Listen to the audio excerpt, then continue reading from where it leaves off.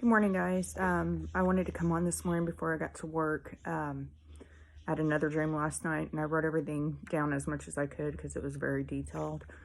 I'm going to go ahead and kind of refer to my notes here as I'm sharing this with you, just so I can make sure I could get it all out there. All right, so it started off, I was in a house with a bunch of my family members. Believers, and I'm not sure if they're really non-believers or if they're saved. I couldn't tell you. I know that they know about Jesus, but I don't know for sure if they're actually saved, and that's kind of pertinent to this. But anyways, I was in the house with everyone, and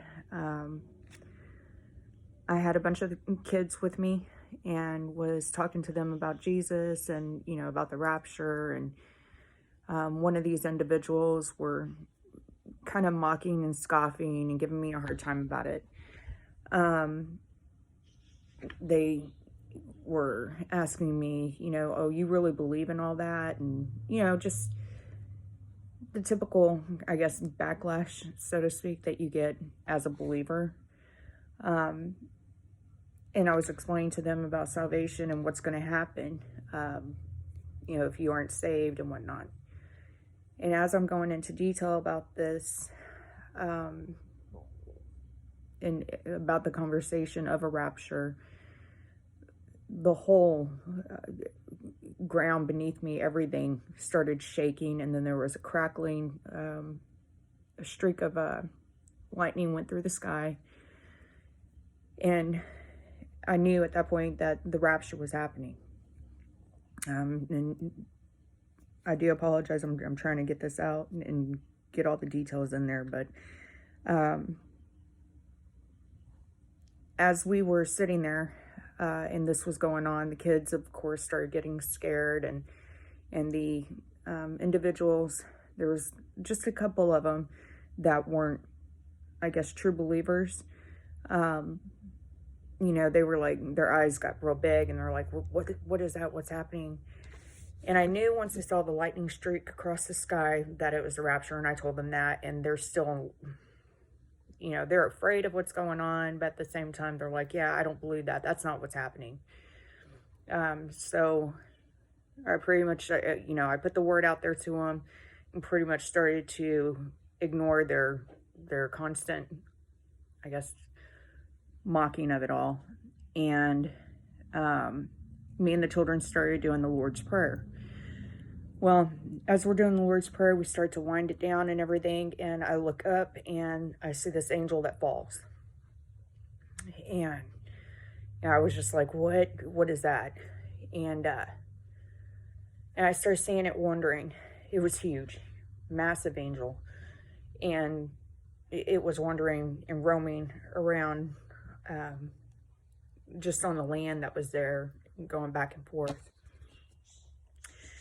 So once we're all done praying and everything, I see this, I go to the door and I open it, and this angel's standing like right before me. But it wasn't a regular angel. This angel, there was something off about it. And I refer to it as an angel at the moment only because that's what it appeared to be. It appeared to be and portrayed itself to be good. Like the angel of light or whatnot. And it was, I don't know if it had said this, I can't remember this, but he was looking for God. And there was something off about it. And when he went to bow his head down in front of me to say goodbye or whatnot, or I don't know, he was leaving, he was getting ready to leave, and he just went like this. And out of the top of his head were 3 horns, 2 of them big, 1 little one. And I immediately shut the door and I told everybody, we need to just stay inside here. This is pretty much like our sanctuary. God's protected this home. We're good. We're staying here. That's not who we think it is. I called it the Antichrist in the dream. And he's still going back and forth, just like, whenever someone's hunting their prey, whatnot. That's how this thing was. This, yeah, I don't know. A fallen angel, I guess, is what you would call it. Let's see. Sorry, I'm having to go back over my notes again. Okay. And then after that, oh yeah. Okay. So we shut the door and everything. This thing's roaming around outside. I'm looking around inside the house, like, you know, the windows were shut, but like the curtains were drawn open, so you could see everything that was going on around you. And as I'm looking out the windows, I started seeing snowfall, like a lot, not almost like a whiteout.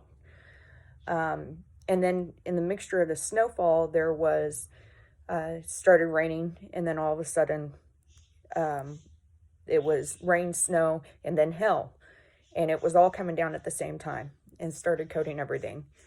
Then after that, I saw people were fighting.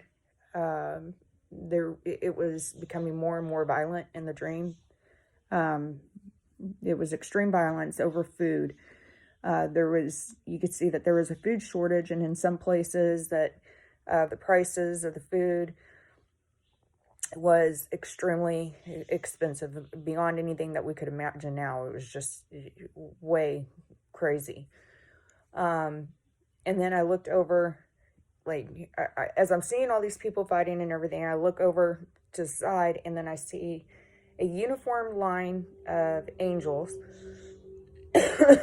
Again, I don't know, that's what they portrayed themselves to be. I don't know if these were actually angels or if these were more fallen angels, but it wasn't like there was 10 in a line. There was like 1,000 in a line, and they were going over the land. And they had something in their hand, like a rod, that they were pushing across the land.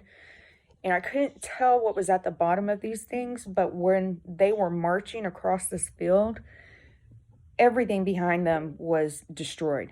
I mean, it was annihilated. From the ground itself to any obstacles, you know, sheds, homes, you name it, everything was just gone.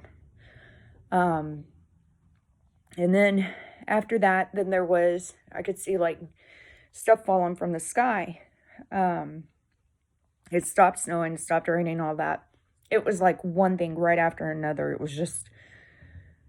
was doing like 7 years, and that's what I kept thinking to myself. I'm like, this is 7 years happening in, 7 minutes. That's what it felt like in the dream. But I saw like little stones, maybe, about golf ball size, that started falling from the sky, and they were on fire. So then all the land was on fire. And then at that point, I don't remember much else. I woke up, but it just, and I didn't wake up scared or anything like that or alarmed, because throughout the entire dream, that was the one thing I kept pushing and reassuring everybody. While the kids were crying, they were scared. And I kept telling them, don't worry, they can't harm us. God's protected our shelter, our dwelling place. And the non-believers and stuff, once they started seeing everything, it was kind of like you have to see to believe. That's how their mentality of everything was. And they started freaking out, and it got to a point